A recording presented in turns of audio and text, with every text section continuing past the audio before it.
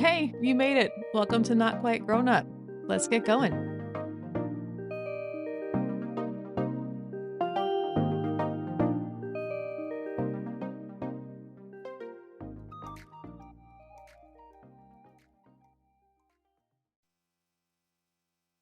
Hey, friends. I'm so glad you're here. I'm Caitlin, and welcome to How to Be a Grown Up. And this is the show for women who are struggling with forgiveness right now. We've been on this arc of, what happens when you got hurt or when you hurt someone and when they won't take accountability. I think forgiveness is a natural next step in this whole arc. So, I want to tell you a story that is still to this day one of the most bizarre and painful friendship betrayals of my life. This is my senior year of college. I was living with my best friend. She wasn't a student at the school, but she wanted to live away from home, and we were roommates. And at first, everything seemed normalish, but then I started noticing a few strange things. First, there was this fat envelope of cash in our freezer. It wasn't in a wallet or a drawer or, somewhere hidden anywhere else. It was just in the freezer. And I saw it and I had this little okay, people actually do this? People put money in the freezer? And then I guess I was just practicing denial already as a survival/life skill. I just put it back and I didn't ask about it right away. And then my best friend/roommate's coworker came into the bank where I worked, and somehow best friend/roommate came up in our conversation. And this coworker told me that best friend/roommate was out of work for a little while because her father had died, which I knew to be completely untrue. And I remember just thinking like, "Wait, what? Like that didn't no, that didn't happen. Like that's not real." And then there were like purchases, like expensive purses showing up in my house. And I just wondered like where, this is cute. Where is this coming from? And then one day I came home from class early. I was actually in between classes and I never came home in between my first and second class on that day because they were kind of tight together. And I came home anyway because I remember it being cold. Like I was cold in my outfit and I wanted to change. And I found our dog, my roommate's dog, Sadie, outside on the street. She was freaked out, shaking. I'm trying to get her to come home. She's a strong girl. And when I get back to my apartment, there's a detective outside with a cop, and my place had been ransacked. My room was untouched, but my place had been ransacked. My roommate is crying. She tells me an unhoused man broke in, assaulted her, and demanded money. So, to get him to go away, she gave him the envelope full of cash. So, I did what any emotionally underdeveloped college student with absolutely no wisdom and a heart full of naivete and a very active, very real sense of loyalty would do. I ditched the rest of my classes. I called my parents, told them what happened, got into a police car with my best friend/roommate, and we drove around looking for this man. At one point, we even stopped the cop car and the cops accosted a man who sort of met the description. I'll never forget that. And then, life continued. And a couple of weeks later, I found out from a newspaper headline that the entire thing was a lie. She had staged it. And I found out in the newspaper in front of other people who I knew and was friends with. Not from a conversation or an apology or from a confession, from the newspaper. This story has a lot of layers and there's more to it that it would take hours upon hours to tell you. So I'm not going to tell you all of these layers up at the top, but I do want to say this clearly. The reason that I'm bringing up this story is because it taught me that forgiveness is the decision for yourself, that the anger and the pain are just not going to live in your body forever. So I want to dive into that a little bit more deeply. Um, I think people confuse what forgiveness is and isn't. Let's start with what it's not. It's not saying that your hurt didn't matter or that you weren't devastated or that it wasn't a big deal what happened. It's definitely not the same thing as going right back to how things were before it happened, because sometimes the thing that happened really was that bad. You really shouldn't lighten up about it. You are allowed to say, no, actually, that was a very real betrayal. That was a very real, egregious injury that you caused me. And that's what this was for me. It wasn't just disappointing and embarrassing. It was a very real betrayal that 21-year-old me really felt. So, forgiveness, at least the way that I've come to understand it, is something that you do for yourself. It was for me. It was me saying, you know what? I refuse to let this thing, this nightmare, own my emotional life forever. I didn't excuse the behavior. I didn't all of a sudden trust her again. And I didn't continue living my life as though it didn't ever happen to me. It just meant I wasn't dragging it around like this carry-on bag full of, well, literal baggage, bricks. I don't know. I had to get to a point where I could say, yes, this happened. It sucked. It hurt. It changed me forever. But I still don't want it to run my life.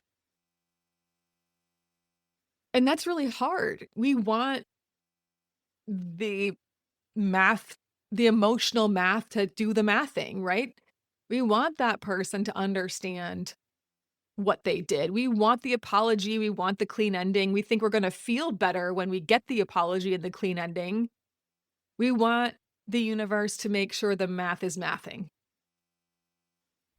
And when it doesn't happen, especially like in my case, when you find out something awful in the newspaper instead of from that person's mouth, forgiveness can feel impossible, like it's never going to happen, especially when you're that angry. It's, I will never forgive you for this, right? Y'all, I grieved for a long time. I lost the friendship, the the best friendship, the person who at the time I truly felt to be my soul person, my soulmate. I also lost most of our longtime social circle who believed her over me. And some of those people even attacked me on her behalf. And because I'm the person that I am, I'm a talk to process person, I'm a rejection sensitive person, as we've discussed in the past. I'm an overall fairly trusting person.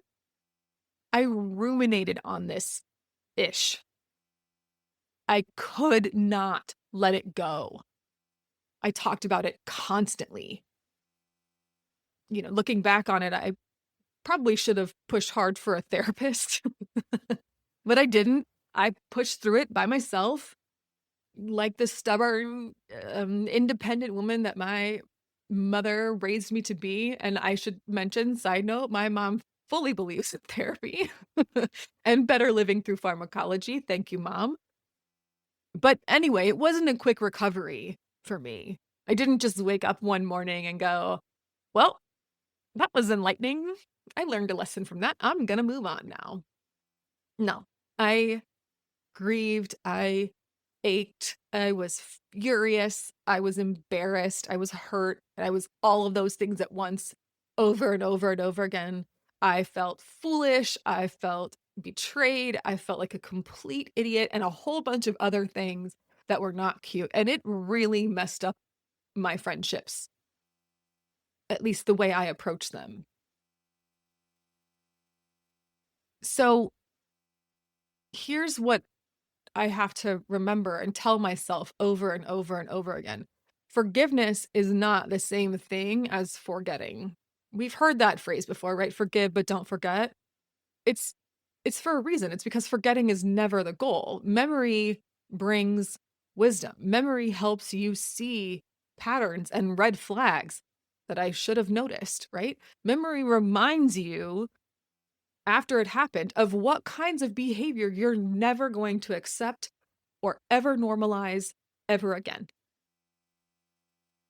So when we say forgive but don't forget, we don't mean replay the whole thing over and over again like your brain is stuck in some sort of masochistic loop.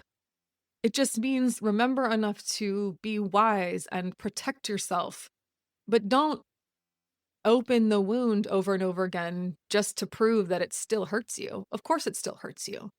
This episode is painful for me to talk about, but I've learned enough to know what to look for. And that part I'm thankful for. And I'll be honest, I don't actually know when I decided to let this whole thing go. I remember being a full-time grad student, working full-time. I had actually given the friendship another shot. And then there was another lie, multiple lies, another betrayal. And I think at that point, I just sort of grew up, matured. I knew that with all that I was juggling, I just couldn't do it anymore. I couldn't do the drama. I couldn't do the what the actual F moments. I couldn't do the anger. And that was it. You know, that was the turning point that let me go from feeling pain and feeling angry to just releasing every bit of it, accepting what happened and releasing the emotions behind it. So I had to learn, you know, realistically, forgiveness isn't reconciliation necessarily. We've never reconciled. It's not pretending that nothing happened. We both know this thing happened and it has shaped me. I'm never going to be able to pretend it didn't happen. It isn't handing someone full access to you again. Again, we've never reconciled. She does not have access to me outside of probably finding me on social if she wants to. Facebook only. Not the other places. I also didn't forgive and then decide she's a safe person for me. She's not. And she won't be. And that's how I know that I can forgive somebody and still say, no, not now. You're not like that. Not with my kids in my life. You don't get access to me and my life the way you did before. So forgiveness in that sense, it means, you tell the truth about what happened. Maybe people believe you. Maybe they don't. You are able to grieve what you lost, I hope. And then at one point you notice that you're just tired of being ruled by the hurt and you decided that you're ready to put it down. And that's how it was for me. It wasn't just some like big dramatic moment. It was that whole, I cannot do this. It was this realization that I was completely exhausted by this, by her behavior, by myself and my own behavior. And I just couldn't let this incident or incidents as they were be the things that defined me anymore. And I think that was the real shift. It wasn't the everything's fine now, because it definitely wasn't. It was just me realizing that if I stayed in that hurt space, in that angry space, in that rage forever, then she gets to keep living in my head, in my heart, in my body, rent free. She'd already taken enough from me. Why would I let her do that? And by the way, if you're into stories about the chaotic and funny and sometimes deeply painful ways that we learn to be adults, please make sure you're following this show. I normally do that at the top of the episode, but you can tell this is me just spilling my guts to you. Anyway, I think that's what people mean when they say forgive but don't forget. They don't mean pretending it didn't hurt you or keeping people out of your life because you had some sort of shower epiphany. All my best epiphanies happen in there. They just mean that you're deciding that the pain that you're going through, the hurt, the anger, it doesn't get to be all consuming. It means that you're letting that pain go for your own well-being, for yourself. And then you're just using the memory of that pain to guide your future decisions. That friendship completely changed me. I grieved it for a very long time. And at some point, I realized that letting go of my negative emotions wasn't the same thing as saying it was okay. It was just the only way that I knew I could keep going. So if you're in that in-between place, the place where you're still hurt, you still remember, you're still trying to figure out what forgiveness means, someone says the name and you fly into a rage, I just want to say that it's okay to take your time. Remember, you're not trying to erase what happened. You're just trying to make sure that what happened and the negative emotions that come with what happened don't own you forever, so that you can keep on going too. If you want more information about any of these topics, again, I'm not a therapist. This was a personal story that I felt like I needed to tell. I have all of this in a blog post for the episode. There's a lot of resources there that you can go to read to just kind of get some tips and psychological support for this. You're just not alone in it. So feel free to read those. Again, they're listed in the blog post for the episode. Just so you know what's next, I'm going to start planning my summer series. I don't really know. I have a few directions in mind, but I don't really know where I'm going to go. So I've got some ideas. And I just want to remind you that I'll start going, releasing episodes every other week, starting after Memorial Day, so that I can have a little bit of a summer and kind of put some things together while, on those off weeks. Take a little time for myself. If there is something you'd like me to cover, please do share it with me. But in the meantime, love you, mean it. Bye. Hey, thanks for listening to Not Quite Grown Up. Head over to notquitegrownup.com to stay up to date with the show and join the community. Or you can follow me on Threads and Instagram at not_quite_grownup. And don't forget to rate, review, and subscribe for more Not Quite Grown Up stories. Love you, mean it.